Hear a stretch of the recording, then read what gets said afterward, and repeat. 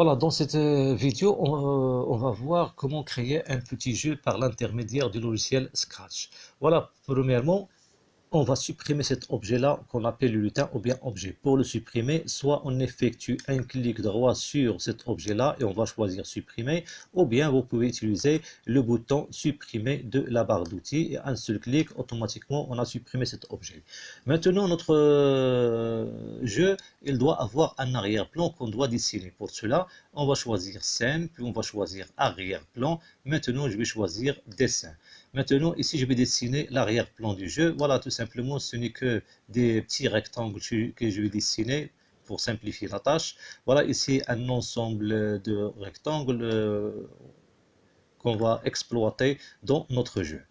Voilà le principe de notre jeu, c'est-à-dire on aura ici un objet, c'est-à-dire un petit ballon qu'on va déplacer par l'intermédiaire des touches du clavier, c'est-à-dire la flèche des touches de direction, le haut, le bas, la droite et la gauche, et va le déplacer entre ces barres jusqu'à le point d'arrivée. Pour marquer le point d'arrivée, je vais choisir ici par exemple un trait en rouge, celui-là qui va indiquer c'est le point d'arrivée. Maintenant, je valide par le bouton OK et voilà l'arrière-plan de notre jeu. Maintenant, ici, on va insérer l'objet, c'est-à-dire le ballon qu'on va déplacer par l'intermédiaire du clavier. Pour cela, on va choisir un nouvel objet dans un dossier. Maintenant, je vais choisir ici un dossier qui contient les différentes formes. Par exemple, je vais choisir cette forme-là. Maintenant, OK, et voilà notre objet. Cet objet-là, je vais réduire sa taille. Pour cela, on utilise ce bouton appelé réduire et on effectue un ensemble de clics sur cet objet.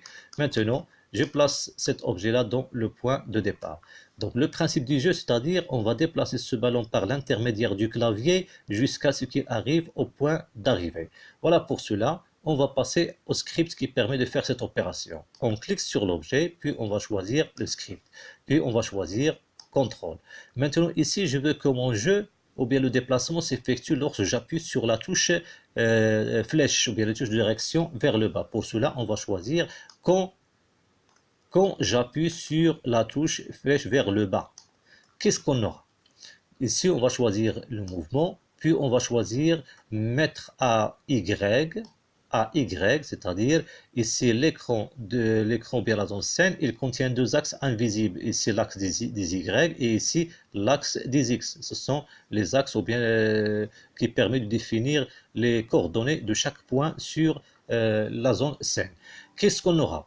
Ici, on va prendre la valeur de Y moins une valeur, c'est-à-dire moins 5, car je veux avoir ici un déplacement de 5. Pour cela, je vais choisir les opérateurs, puis je choisis ici cet élément-là. Et si je veux avoir la valeur de Y, c'est-à-dire l'ancienne valeur de Y, moins une valeur, par exemple, moins 5. Et je vais le placer ici dans ce contrôle-là, donc bien ce bloc-là. Maintenant, pour vérifier, je vais exécuter et j'appuie sur la touche vers le bas du clavier et vous voyez que le ballon se déplace par l'intermédiaire du clavier. Le même principe, je vais l'utiliser pour le déplacement vers le haut, vers la droite, vers la gauche, etc. Voilà pour cela, je vais choisir une deuxième fois contrôle. Je vais choisir ici quand la flèche bas ou bien la flèche haut est appuyée. On va mettre à Y. Dans ce cas, pour le déplacer en haut, ici pour le déplacer en bas, on a retranché 5 de la position du Y. Maintenant, on va ajouter 5. On va choisir opérateur, puis on va choisir ici plus. Et je vais le placer à l'intérieur. Donc, je veux que la valeur de Y prend la valeur de Y, la valeur actuelle, maintenant plus 5. Voilà pour vérifier. Je vais exécuter. Maintenant, lorsque j'appuie sur la touche vers le haut, le ballon se déplace vers le haut, vers le bas et se déplace vers le bas. Maintenant, la même chose. On peut le jeter pour la touche vers la droite et bien vers la gauche.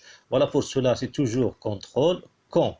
Ici, je vais choisir ici, quand on appuie sur la touche vers la droite, qu'est-ce qu'on aura? Dans ce cas, au lieu de travailler avec le Y, on va utiliser les X, c'est-à-dire on a ici un axe contenant les valeurs pour X. Voilà pour cela, on va choisir le mouvement, mettre à X cette fois. Si vous le déplacez vers la droite ou bien vers la gauche, ici on va faire un essai pour le déplacer vers la droite. Ici on va réduire 5, c'est-à-dire je vais choisir ici par exemple le moins. Ici la valeur de X moins 5. Maintenant, je vais vérifier, je vais exécuter et je vais le déplacer par l'intérieur. Voilà, ici, vous voyez, ici, on a commis une erreur car il y a -5, c'est-à-dire il va se déplacer vers la gauche. Pour cela, je vais le modifier. Ici, je vais choisir, par exemple, vers la gauche. Maintenant, lorsque j'appuie sur le bouton pour le déplacer,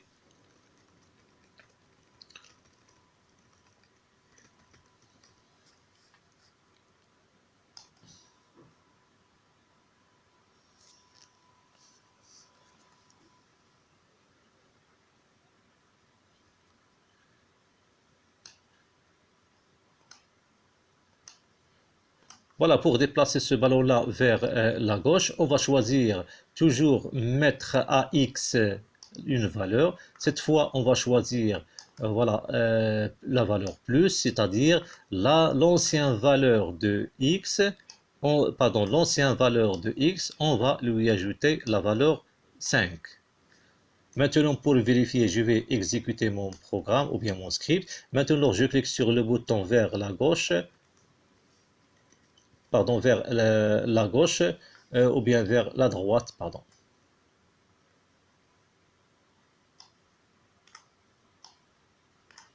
Voilà, maintenant, pour déplacer ce ballon-là vers la droite, on va choisir CTRL. Maintenant, on va choisir quand on appuie sur la touche droite, la flèche droite, qu'est-ce qu'on aura? Premièrement, on va mettre à X une valeur, c'est-à-dire c'est l'ancienne valeur de X plus 5. Pour cela, on va choisir l'opérateur, ici le plus. Ici, on va avoir l'ancienne valeur de X, c'est-à-dire dans les mouvements, on va choisir la valeur, la position de X, plus une valeur, par exemple, pour plus 5, car nous voulons ici un déplacement de 5. Puis j'exécute mon programme ou bien mon script pour voir le résultat. Maintenant, je peux le déplacer vers la droite. Et le même principe, si par exemple vous voulez le déplacer vers la gauche, la seule modification ici qu'on va effectuer, ici on doit modifier, ici c'est la flèche gauche, et ici on doit avoir un moins. Pour cela, je vais choisir CTRL, je vais choisir lorsqu'on appuie sur la touche gauche, qu'est-ce qu'on aura? On va mettre à X. Ici, on va choisir, dans ce cas, on va choisir le moins.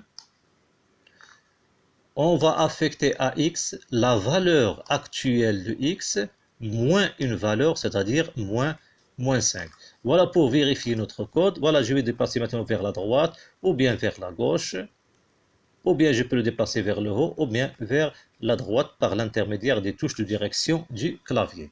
Maintenant, supposons par exemple, je veux par exemple que lorsque cet objet-là, il touche cette zone en noir, il doit afficher un message par exemple échec. Pour cela, ici on va ajouter un bloc qui permet de faire un test. C'est-à-dire on va choisir CTRL, puis on va choisir Si. Ici, là, notre condition, c'est quoi? C'est-à-dire, lorsque là, il touche cette zone-là, cette couleur en noir. Pour cela, on va choisir le capteur, puis on va choisir la couleur touchée. Voilà la couleur touchée, et on va le placer ici dans la condition. C'est-à-dire, si la couleur touchée, c'est-à-dire cet objet, il touche cette couleur, la couleur c'est noir, je clique sur cette zone pour les couleurs, et je vais cliquer sur cette couleur, et voilà ici la couleur noire. C'est-à-dire, si cet objet-là, le ballon, il touche la couleur noire, qu'est-ce qu'on aura? Ici, on va afficher un message, par exemple, échec. On va choisir apparence, puis on va choisir, par exemple, on va choisir ici un message, c'est dire, par exemple, ici, on a échec, par exemple. Maintenant, ce contrôle-là, ou bien ce test-là, on doit l'effectuer sur tous les différents blocs. Pour cela, je vais le dupliquer. On clique avec le bouton droit, on va choisir dupliquer. On va le placer pour le premier bloc. La même chose pour le deuxième bloc, on va dupliquer celui-là, puis on va l'ajouter pour le deuxième bloc, et ainsi de suite pour les autres blocs. Voilà, je vais le dupliquer pour la troisième fois, et je vais le placer pour le troisième bloc. C'est-à-dire, lors du déplacement de cet objet-là, soit avec le vers à droite ou bien vers la gauche ou bien vers le haut ou bien vers la droite, automatiquement s'il va toucher cette barrière là, il va afficher un message échec. Voilà, pour vérifier, je vais démarrer notre script. Maintenant je vais le déplacer vers le bas, vers le haut, vers la droite. Le fait qu'il touche cette zone, il va afficher échec. Voilà, je vais l'arrêter. Maintenant Supposons par exemple ici, lorsqu'on déplace ce petit objet-là jusqu'à le point d'arrivée, c'est-à-dire il atteint le point d'arrivée, qu'est-ce qu'on aura? Ici, il va atteindre cette zone-là, c'est-à-dire il va toucher la valeur ou bien il va toucher la couleur rouge, c'est-à-dire on est arrivé au point d'arrivée. Dans ce cas, il va afficher ici par exemple bravo ou bien n'importe quel message. Voilà ici pour cela, qu'est-ce qu'on doit faire? On va donc le déplacement ici s'effectue avec bien sûr avec le droite, c'est-à-dire la touche vers la droite. Pour cela, on va chercher ici droite, le voilà. Maintenant ici, on va ajouter un autre test. Ce test-là, on va choisir CTRL, puis on va choisir si, et je vais l'ajouter ici. Si la couleur rouge, elle est touchée, c'est-à-dire on va choisir ici le capteur. Si la couleur touchée. Maintenant, quelle couleur? Je clique sur ce petit bouton-là et je passe pour choisir la couleur, c'est la couleur rouge. C'est-à-dire, si la couleur rouge est touchée, qu'est-ce qu'on aura? Dans ce cas, on va afficher un autre message. Ce message, tout simplement, c'est dire bravo ou bien ça dépend de ce que vous voulez. Voilà, ici par exemple, bravo. Maintenant, je vais vérifier. Voilà, je vais exécuter mon programme. Je peux déplacer ici cet objet vers le haut. Maintenant, je le déplace vers la droite. Le fait qu'il va toucher ici, voilà, ici, on a bravo, c'est-à-dire on est arrivé au point d'arrivée. Maintenant, supposons par exemple que lorsque on aura le message échec, par exemple, supposons, voilà, je vais l'exécuter, par exemple, supposons ici notre objet se trouve à cet endroit-là, et je suis en train de le déplacer vers le haut. Supposons par exemple, par erreur, j'ai déplacé donc. Ici, le fait d'afficher échec, je veux que le message s'affiche pendant une durée, et automatiquement, le ballon, il va revenir au départ. Voilà pour cela. Je dois savoir, premièrement, cette position, c'est quelles sont les coordonnées de cette position. Lorsque je place le ballon dans une position, voilà les coordonnées. C'est-à-dire, il se trouve à x est égal moins 199, y à 129. Pour cela, c'est-à-dire le fait d'avoir ici l'échec, le message échec il sera affiché pendant une petite durée. Dans ce cas, je vais choisir ici dire par exemple pendant une durée. Donc ici par exemple c'est échec. Mais le message, il sera affiché par exemple pendant par exemple 0,5 secondes. Après, automatiquement, le ballon il sera placé à cet endroit. Dans ce cas, je vais choisir mouvement et je vais choisir ici aller à. Je dois déclarer ici la valeur de x, c'est 199 et la valeur de y, ici le voilà, c'est 129. Cette partie-là, je vais la dupliquer une deuxième fois et je vais le placer sur les autres. Donc je vais supprimer cet élément-là et je vais prendre ces deux objets-là, je vais les dupliquer et je vais le placer à l'intérieur de ce bloc-là et je vais les dupliquer une autre fois et je vais le placer à l'intérieur de ce bloc. La même chose pour tous les contrôles. Voilà, je supprime ce message échec. Celui-là, je vais le dupliquer et je le place à cet endroit. Maintenant, pour le dernier, je supprime celui-là et je peux déplacer celui-là à l'intérieur de cette condition-là. Maintenant, pour vérifier. Pour vérifier, voilà, je vais démarrer mon programme. Maintenant, je vais le déplacer vers le bas. Voilà, ici notre ballon qui se déplace vers le bas par l'intermédiaire du touche du clavier. Je peux le déplacer vers la droite. Supposons par exemple, j'ai touché celui-là. Le message s'affiche pendant 0 secondes, puis il va revenir à l'état initial pour reprendre le jeu. Voilà, celui-là c'est un petit jeu simple qu'on peut l'exploiter pour d'autres objets ou bien d'autres arrière-plans. Voilà, ici le principe c'est de comment choisir une idée pour votre jeu. Merci. N'oubliez pas de vous abonner à notre chaîne. Merci.